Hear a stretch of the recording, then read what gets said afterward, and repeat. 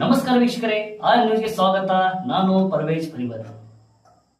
ಛಾಯಾಗ್ರಾಹಕರ ಮೇಲೆ ಹಲ್ಲೆ ಖಂಡಿಸಿ ಸರ್ಕಾರಕ್ಕೆ ಮನವಿ. ಬೆಳಗಾವಿ ಜಿಲ್ಲೆ ರಾಮದುರ್ಗ ಪಟ್ಟಣದ ಶ್ರೀ ವೆಂಕಟೇಶ್ವರ ದೇವಸ್ಥಾನದಿಂದ ತೇರ್ ಬಜಾರ್ ಕಾರ್ ಸ್ಟ್ಯಾಂಡ್ ಮತ್ತು ಹುತಾತ್ಮ ವೃತ್ತ ಬಸ್ ನಿಲ್ದಾಣ ರಸ್ತೆ ಮೂಲಕ ತಾಲೂಕು ದಂಡಾಧಿಕಾರಿಗಳ ಕಚೇರಿವರೆಗೆ ಬೈಕ್ ರ್ಯಾಲಿ ಮುಖಾಂತರ ತಹಶೀಲ್ದಾರ್ಗೆ ಮನವಿಯನ್ನು ನೀಡಿದರು.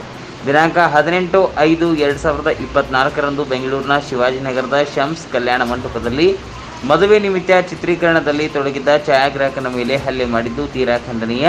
ಸಂತೋಷದ ಕ್ಷಣಗಳನ್ನು ಮರೆಯದಂತೆ ಚಿತ್ರರೂಪಕವಾಗಿ ನೀಡುವ ವೃತ್ತಿಯೇ ನಮ್ಮ ಛಾಯಾಗ್ರಾಹಕ ವೃತ್ತಿ. ಬಿಸಿಲು ಮಳೆ ಲೆಕ್ಕಿಸದೆ, ಊಟ ನಿದ್ರೆ ನೋಡದೆ, ಯಾವ ಕ್ಷಣವೂ ತಪ್ಪದಂತೆ ಚಿತ್ರೀಕರಣ ಮಾಡುವ ನಮ್ಮ ವೃತ್ತಿ ಬಾಂಧವರಿಗೆ ಶಮ್ಸ್ ಕಲ್ಯಾಣ ಮಂಟಪದಲ್ಲಿ ನಡೆದಿರುವ ಘಟನೆ ತುಂಬ ನೋವು ಉಂಟು ಮಾಡಿದೆ. ಮನವಿಯನ್ನು ಕೂಲಂಕುಷವಾಗಿ ಪರಿಗಣಿಸಿ ತಪ್ಪಿತಸ್ಥರ ಮೇಲೆ ಸೂಕ್ತ ಕಾನೂನು ಕ್ರಮ ಕೈಗೊಳ್ಳುವಂತೆ ಹಾಗೂ ಛಾಯಾಗ್ರಾಹಕರ ಹಿತರಕ್ಷಣೆಗೆ ಕಾನೂನು ರೂಪಿಸಿ ನಮ್ಮೆಲ್ಲ ವೃತ್ತಿ ಬಾಂಧವರಿಗೆ ರಕ್ಷಣೆ ನೀಡಬೇಕೆಂದು ಮನವಿ ಮೂಲಕ ರಾಮದುರ್ಗ ತಾಲೂಕು ವೃತ್ತಿನಿರತ ಫೋಟೋಗ್ರಾಫರ್ ಮತ್ತು ವಿಡಿಯೋಗ್ರಾಫರ್ ಅಸೋಸಿಯೇಷನ್ ವಿನಂತಿಸಿಕೊಂಡರು. ಈ ಸಂದರ್ಭದಲ್ಲಿ ಸಿದ್ದು ಮೂರ್ತಿ ಮತ್ತು ವಿಜಯನಾಯಕ್ ಮಾತನಾಡಿದರು. ಗೌರವಾಧ್ಯಕ್ಷ ರಮೇಶ್ ರಾಯ್ಬಾಗ್, ಉಪಾಧ್ಯಕ್ಷ ಅಕ್ಷಯ್ ಯಾದವಾಡ್, ಕಾರ್ಯದರ್ಶಿ ಸೋಮೇಶ್ವರ್ ಕುಂದರ್ಗಿ, ಪದಾಧಿಕಾರಿಗಳು, ಸದಸ್ಯರು ಇನ್ನೂ ಹಲವರು ಉಪಸ್ಥಿತರಿದ್ದರು. ಒಂದು ಮದುವೆ ಕಲ್ಯಾಣ ಮಂಟಪ, ಇದು ಶಮ್ಸ್ ಕಲ್ಯಾಣ ಮಂಟಪದಲ್ಲಿ ಫೋಟೋಗ್ರಾಫರ್ ಮೇಲೆ ಹಲ್ಲೆ ನಡೆದಿದೆ.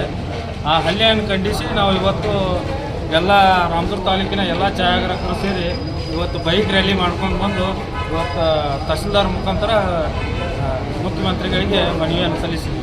ಹಲ್ಲೆ ಆಗೋಕ್ಕೆ ಕಾರಣ ಏನು?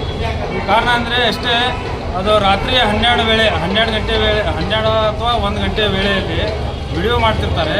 ವಿಡಿಯೋ ಮಾಡಬೇಕಾದ್ರೆ ಅವರು ಡ್ರಿಂಕ್ಸ್ ಮಾಡಿ ಬಂದು ನಮ್ಮದು ವಿಡಿಯೋ ಯಾಕೆ ತೆಗೆದಿಲ್ಲ ಅಂತೇಳಿ ಕೇಳ್ತಾರೆ. ಅವರು ಕೇಳಿದ ತಕ್ಷಣ ಅವ್ರಿಗೆ ಏನೋ ಕಾರಣಾಂತರಗಳಿಂದ ತೆಗೋಕ್ಕಾಗಿಲ್ಲ, ಏನೋ ಆಗಿತ್ತು.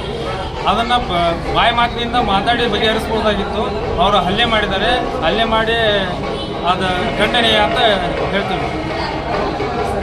ಈಗ ನೋಡಿ, ಛಾಯಾಗ್ರಾಹಕರಂದರೆ ಛಾಯಾಗ್ರಾಹಕರಿಲ್ಲದೆ ಯಾವುದೇ ಕೆಲಸ ಆಗೋದಿಲ್ಲ.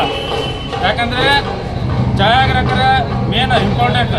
ಯಾವುದೇ ಕಾರ್ಯಕ್ರಮ ಆಗಲಿ, ಯಾವುದೇ ಸಭೆ ಸಮಾರಂಭಗಳಾಗಲಿ, ಎಲ್ಲ ಕಾರ್ಯಕ್ರಮಗಳಲ್ಲಿ ಛಾಯಾಗ್ರಾಹಕರ ಪಾತ್ರ ಮುಖ್ಯವಾದದ್ದು. ಯಾಕಂದರೆ ಅವರಿಲ್ಲದ ಬೇರೆ ಕೆಲಸ ಯಾವುದು ನಡೆಯೋಕ್ಕೆ ಚಾನ್ಸೇ ಇಲ್ಲ ಅಂದರೆ. ಹಾಗಾಗಿ ಅವರಿಗೆ ರಕ್ಷಣೆ ನೀಡಬೇಕಂದ್ರೆ ಸರ್ಕಾರಕ್ಕೆ ಮನವಿ ಮಾಡ್ತೀವಿ.